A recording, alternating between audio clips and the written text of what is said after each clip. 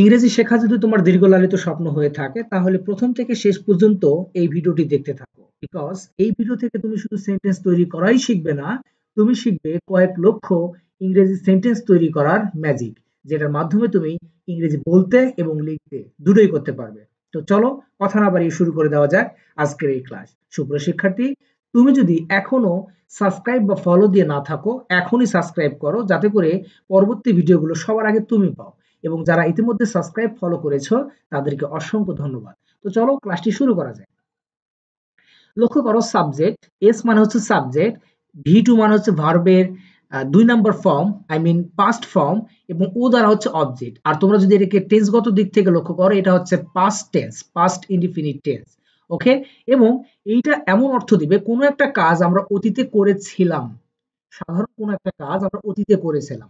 এখানে লক্ষ্য করো, আমি কিছু সাবজেক্টিভ প্রোনাউন দিয়েছি যেগুলোর অর্থ জানা অত্যন্ত জরুরি, এবং এখানে কিছু ভার্বের ফর্ম রয়েছে যেগুলো জানা আমাদের খুবই জরুরি। যেমন ধরো, আজকে আমরা কথা বলবো এই দুইটা ফর্ম নিয়ে, এই দুইটা ফর্ম নিয়েই আমরা হচ্ছে অনেকগুলো সেন্টেন্স তৈরি করব, ভি1 এন্ড ভি2।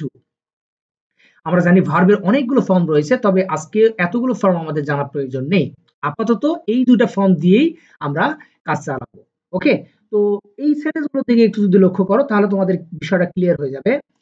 আই প্লেড, আমি খেলেছিলাম, আমি খেলেছিলাম। আই ডিড নট প্লে, আমি খেলিনি। ডিড আই প্লে, আমি কি খেলেছিলাম? ডিড আই নট প্লে, আমি কি খেলিনি?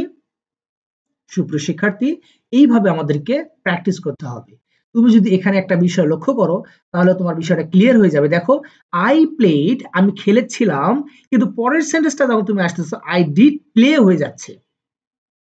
এমনটা হওয়ার কারণ কি? এমনটা হওয়ার কারণ হচ্ছে এখানে সাহায্যকারী ভার্ব ডিড ভি2 অলরেডি হয়েই গিয়েছে, তাই আমাদেরকে এখানে প্রেজেন্ট ফর্ম বসাতে হবে।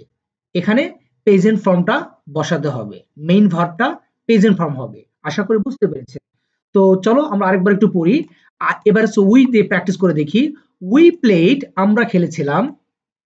উই ডিড নট প্লে, আমরা খেলিনি। ডিড উই প্লে, আমরা কি খেলেছিলাম?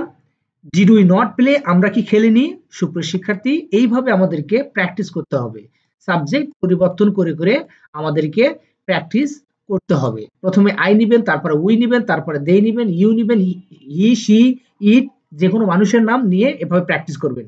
যখন এইভাবে এই 4টা সেন্টেন্স পড়া শেষ হয়ে যাবে, তখন কাজ হবে এই ভার্বগুলো পরিবর্তন করা।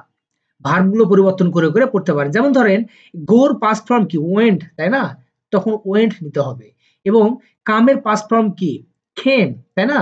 এই জন্য খেম নিতে হবে। এইভাবে পাস্ট ফর্মগুলো নিয়ে নিয়ে প্র্যাকটিস করতে হবে। যখন ভার্বগুলো চেঞ্জ করে করে পড়া শেষ হয়ে যাবে, তখন এইখানে অবজেক্ট যুক্ত করবেন। ফর এক্সাম্পল, আই প্লেড, আমি খেলেছিলাম। এখন প্রশ্ন হচ্ছে আমি কি খেলেছিলাম? নিশ্চয়ই কোনো একটা খেলা খেলেছিলাম। এই খেলাটার নাম এখানে দিতে পারি। যেমন ক্রিকেট হতে পারে, ফুটবল হতে পারে।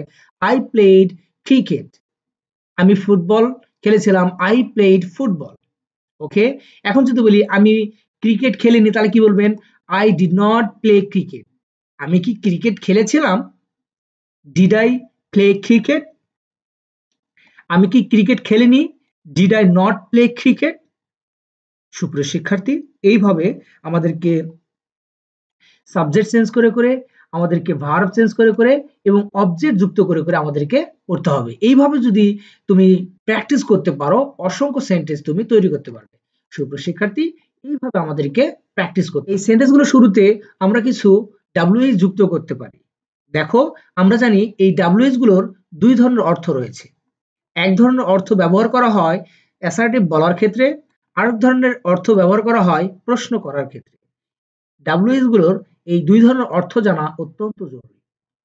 লক্ষ্য করো, আমরা প্রথম সেন্টেন্সটা বলেছিলাম আই প্লেড ফুটবল, আমি ফুটবল খেলেছিলাম। এখন যদি আমি বলি হোয়ার আই প্লেড ফুটবল, আমি যেথায় ফুটবল খেলেছিলাম বা যেখানে ফুটবল খেলেছিলাম।